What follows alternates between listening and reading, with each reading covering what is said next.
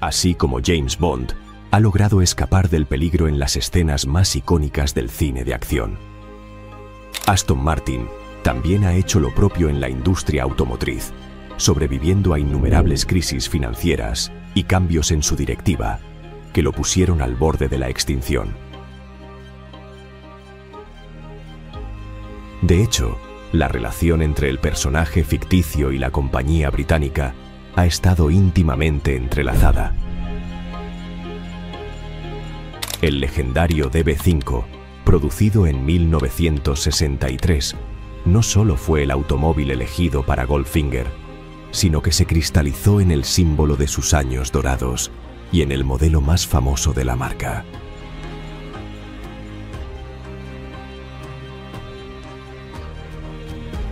Desde aquel lanzamiento, la casa británica del logo alado ha sostenido la representación más pura de lo que significa conducción al estilo inglés. Lujo, glamour y pasión por la velocidad. Y es que a pesar de sus altibajos, Aston Martin ha sido una marca predilecta de la realeza, de deportistas o celebridades, y por supuesto, de grandes leyendas del automovilismo, como Carroll Shelby, Roy Salvadori, o el actual piloto de su escudería en Fórmula 1, Fernando Alonso. Pero, ¿cómo ha logrado sobrevivir a tantas décadas de turbulencia, donde muchas otras marcas memorables han desaparecido? Hoy en Modo Enfoque, retrocedemos en la historia para descubrir los diversos desafíos y altibajos que ha sorteado Aston Martin desde su fundación, hace más de 100 años.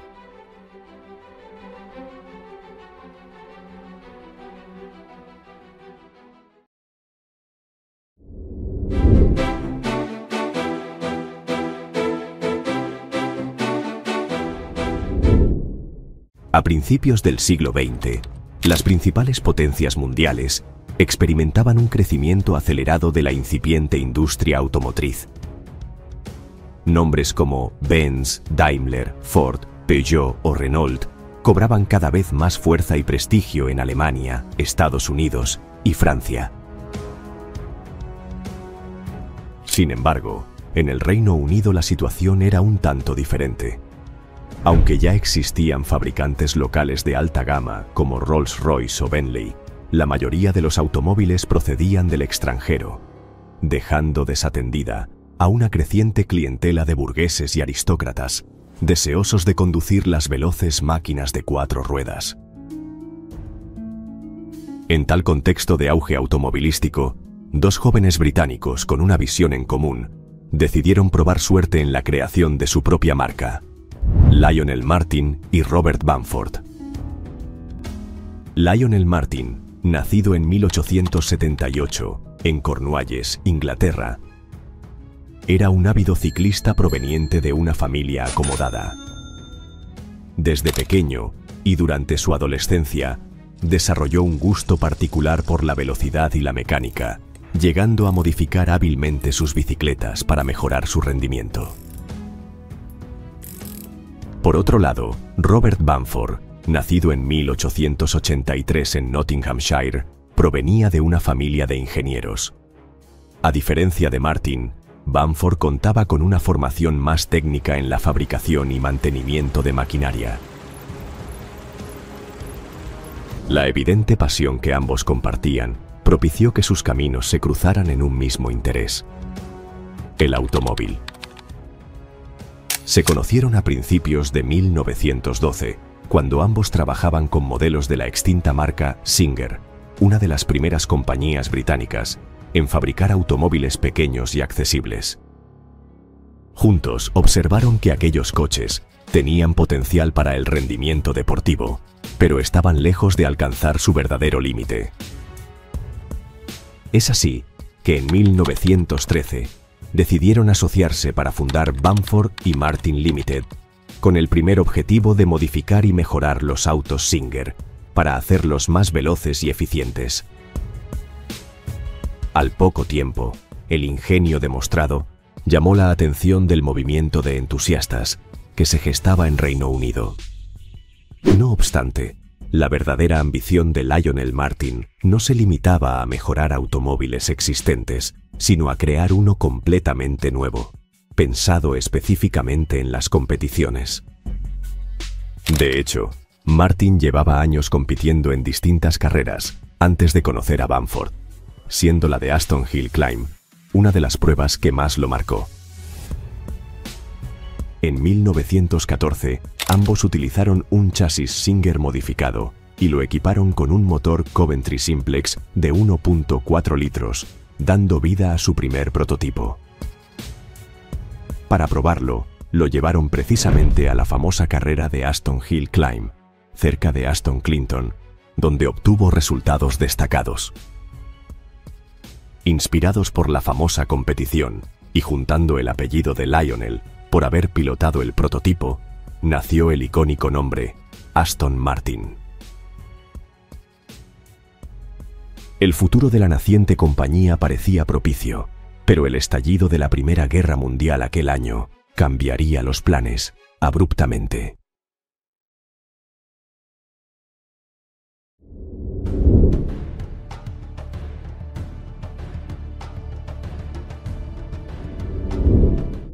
Tras el estallido de la Primera Guerra Mundial, se detuvieron todos los proyectos de la empresa, ya que el gobierno británico destinó la producción industrial al esfuerzo bélico.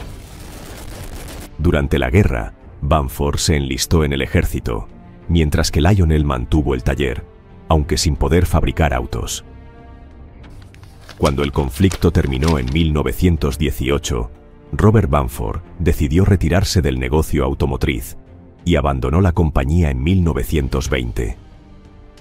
Lionel Martin intentó mantener la empresa a flote, pero se encontró con severos problemas financieros, propios de un periodo posguerra. En 1924, sin suficientes fondos para continuar, Aston Martin se declaró en quiebra por primera vez.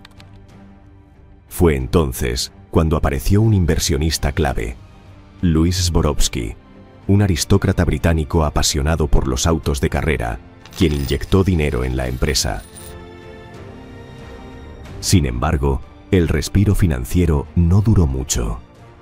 El mismo año, Zborowski falleció en un accidente automovilístico en el Gran Premio de Italia. En 1925, Lionel Martin no pudo sostener más la empresa y se vio obligado a realizar la venta oficial a un grupo empresarial, dejando así, de forma definitiva, la compañía que él mismo había fundado. El control total recayó en los nuevos inversionistas, Augustus Bertelli y Bill Renwick, quienes en 1926 decidieron renombrarla como Aston Martin Motors Limited. Bertelli, quien también era diseñador de automóviles, se convirtió en director técnico y principal responsable del desarrollo de nuevos modelos, enfocados en competición, trasladando las operaciones a Feltham. Durante la década de 1930, Aston Martin empezó a labrarse una reputación en los circuitos europeos, con modelos como el International, Le Mans y Ulster, logrando destacadas participaciones precisamente en las 24 horas de Le Mans y el Gran Premio de Francia. Pero lamentablemente, a pesar de la mejora en diseño y tecnología, la compañía seguía enfrentando problemas financieros. Las ventas eran escasas y la llegada de la Segunda Guerra Mundial en 1939 obligó a la compañía a detener la producción de coches para enfocarse en la fabricación de armamento. Al final de la guerra, en 1945, Aston Martin estaba nuevamente en ruinas. Sin recursos y con una demanda automotriz en plena transformación, la empresa necesitaba urgentemente otro salvador financiero.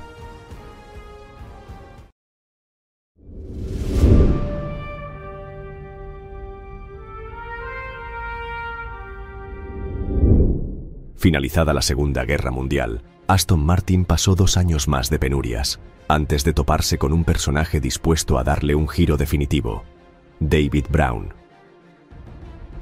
Nacido en 1904 en Yorkshire, Inglaterra, Brown era un exitoso empresario agrícola que había expandido los negocios familiares, constituyendo el David Brown Group, una corporación especializada en la fabricación de transmisiones y tractores. En 1947, encontró un anuncio en el periódico The Times que ofrecía la venta de Aston Martin por solo 20.500 libras esterlinas, una suma equivalente a cerca de $1.500.000 actuales. El magnate concluyó que era la oportunidad perfecta para expandir su imperio industrial hacia el rubro automotriz. Pero no se detuvo ahí. Ese mismo año, adquirió también la firma Lagonda, otra histórica casa británica de lujo, famosa por el avanzado motor de 6 cilindros diseñado por Walter Owen Bentley, fundador de la casa Bentley. Con ambas compañías bajo su control, Brown las fusionó en Aston Martin Lagonda Limited. La era dorada de Aston Martin había iniciado. En 1948, el primer modelo de esta nueva etapa vio la luz, siendo bautizado con las iniciales DB1, en honor a David Brown. A este le siguió el DB2 en 1950, integrando el motor de 6 cilindros de Lagonda para competir en Le Mans y otras pruebas de resistencia. Los satisfactorios resultados le devolvieron a Aston Martin el prestigio que había cosechado en los años 30, pero ahora con un nuevo concepto de marca de lujo y alto rendimiento. El DB3 hizo su aparición al año siguiente. Era el primer deportivo diseñado exclusivamente para las carreras, consiguiendo algunas victorias. No obstante, fue eclipsado enseguida por el DB3S presentado en 1953, que se convirtió en el estandarte de la marca por 5 años. Hasta la presentación del DB4. El DB4 fue un gran turismo construido sobre una carrocería de aluminio, patentada por la casa de diseño italiana Carrozzeria Touring. Significó un salto cuántico, tanto en diseño como en tecnología, que cimentó el lanzamiento más importante de la casa inglesa, el DB5, en 1963. Este deportivo representó un punto de inflexión en la historia. Montaba un motor de 4.0 litros, capaz de desarrollar 282 caballos de fuerza y alcanzar velocidades de 230 km por hora. Su nivel de refinamiento y sofisticación era tal que cobró alcance mundial al aparecer en la película Goldfinger de 1964, protagonizada por Sean Connery en el papel de James Bond. Paralelamente, a nivel de la alta competición, a Aston Martin no le iba mal. Con el DBR1, un auténtico puro sangre del que se fabricaron apenas 5 unidades, lograron ganar las 24 horas de Le Mans de 1959, con Carroll Shelby y Roy Salvadori al volante. También se aventuraron por estos años en la Fórmula 1, aunque sin resultados relevantes. De todas formas, los logros obtenidos, tanto en competiciones como en lanzamientos, pusieron a Aston Martin como una de las firmas de lujo más importantes del Reino Unido. David Brown había puesto a la compañía en el camino idóneo, pero el éxito no se traducía en números financieros positivos. La rentabilidad de la marca, nuevamente, volvió a ser un problema. Para finales de los años 60, el mundo automotriz estaba cambiando. La crisis del petróleo, nuevas regulaciones ambientales y la creciente competencia hicieron que las ventas de Aston Martin comenzaran a caer de forma agresiva. En 1972, después de 25 años al mando, David Brown se vio obligado a vender la empresa por la insostenibilidad financiera. La compañía fue adquirida por Company Developments Limited, marcando el fin de la era más gloriosa de Aston Martin y el inicio de una de sus épocas más difíciles. Otra vez, la incertidumbre de los nuevos tiempos amenazaba con arrastrar a la firma británica a la debacle.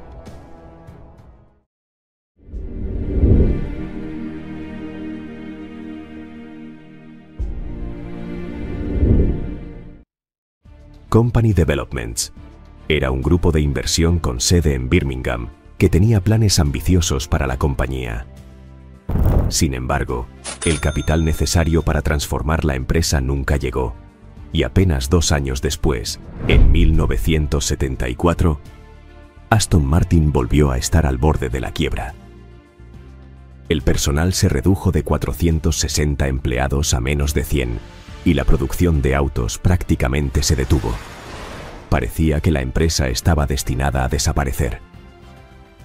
Pero cuando todo parecía perdido, en 1975, Aston Martin fue rescatada por un consorcio de empresarios norteamericanos liderado por Peter Sprague, George Minden y Alan Curtis. Bajo esta dirección, se lanzaron modelos como el V8 Vantage en 1977 y al año siguiente, el Aston Martin Volante, ambos diseñados para competir con Ferrari y Porsche. El Vantage, en particular, fue un modelo clave, ya que ofrecía un rendimiento impresionante para su época, siendo apodado el primer superdeportivo británico. Ambos modelos ayudaron a mantener la marca viva, pero era imposible ocultar la realidad. La producción era muy limitada y los costos operativos elevados. La crisis financiera continuó y en 1981 Aston Martin cambió por 5ª vez de propietarios. El empresario británico Victor Gauntlet adquirió el 55%, con la esperanza de devolverle estabilidad. Gauntlet era un apasionado de los autos deportivos y veía en Aston Martin una joya británica que debía ser preservada.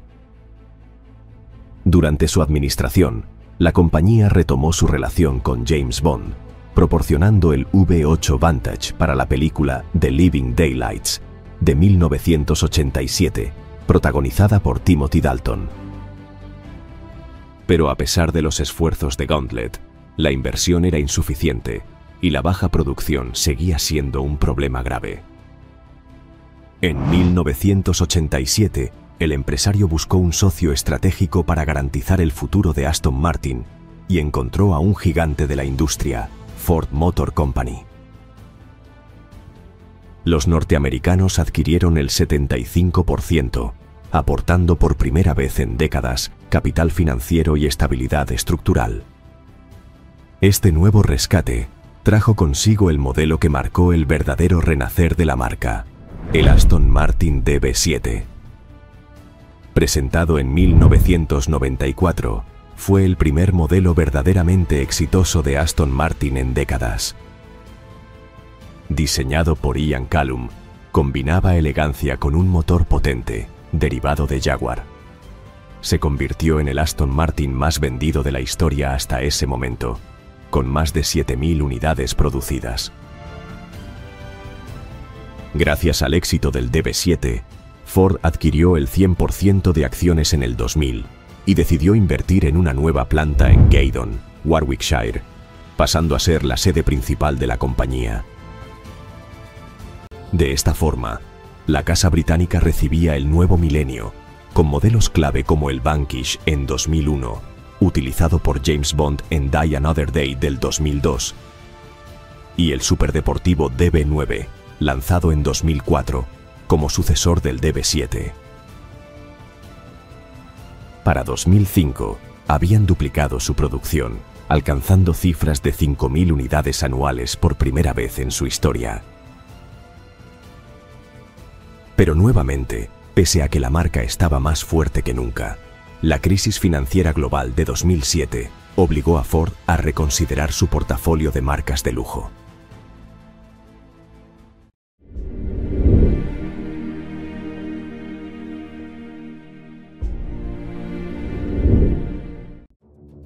Para 2007, Aston Martin disfrutaba de su mejor momento financiero en décadas, había superado sus graves crisis económicas y rivalizaba con gigantes del lujo y la deportividad.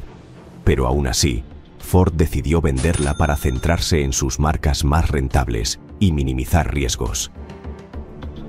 En marzo de aquel año, un consorcio de inversores liderado por David Richards, empresario británico y propietario de ProDrive, adquirió la compañía por $925 millones. Ford retuvo el 12% de las acciones, pero la firma pasó a ser independiente por primera vez desde los años 30. La autonomía le brindó a Aston Martin más libertad creativa y la oportunidad de expandirse sin las restricciones de un gran grupo automotriz. Sin embargo, la pérdida del respaldo financiero de Ford planteaba el riesgo de quedarse sin recursos y volver a enfrentar la quiebra. Para demostrar su autosuficiencia, la marca apostó por modelos aún más exclusivos. Así llegó el 177, un hipercoche de diseño radical y producción limitada a 77 unidades. De ahí su nombre. Se le consideró una obra maestra de la ingeniería. Su ligereza gracias a la fibra de carbono y aluminio, sumado al potente motor V12 de 7.3 litros y 750 caballos de fuerza, lo convirtieron en el Aston Martin más potente jamás creado hasta entonces. Tal lanzamiento significó en la marca el inicio de una búsqueda por el hiperlujo y el alto rendimiento que muy pocas compañías podían ofrecer. Lamentablemente, no bastó para asegurar un balance financiero sólido. En 2012, con el objetivo de reforzar sus finanzas, la compañía vendió acciones al grupo Investment Dar de Kuwait. La nueva inyección de capital permitió su regreso oficial a las competiciones de resistencia a través de Aston Martin Racing, logrando victorias memorables en Le Mans en 2017 y en 2020 en el Mundial de Resistencia en categoría GT. Y en años recientes, ¿cómo le ha ido a Aston Martin? ¿Han vuelto a enfrentar dificultades financieras como a lo largo de su historia? La respuesta es sí, aunque en menor medida.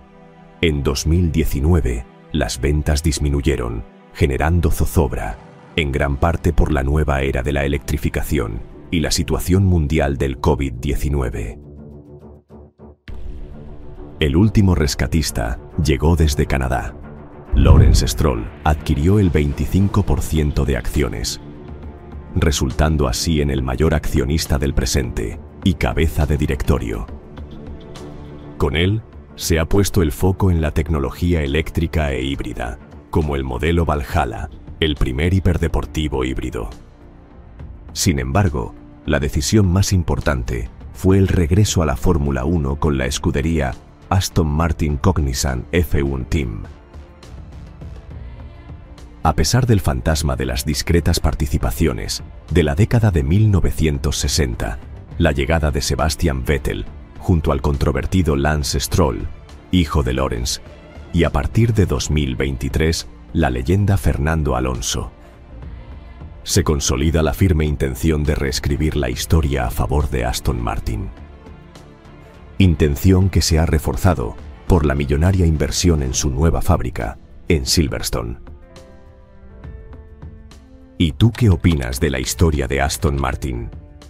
¿Crees que volverá a atravesar por una etapa de penurias como a lo largo de su existencia?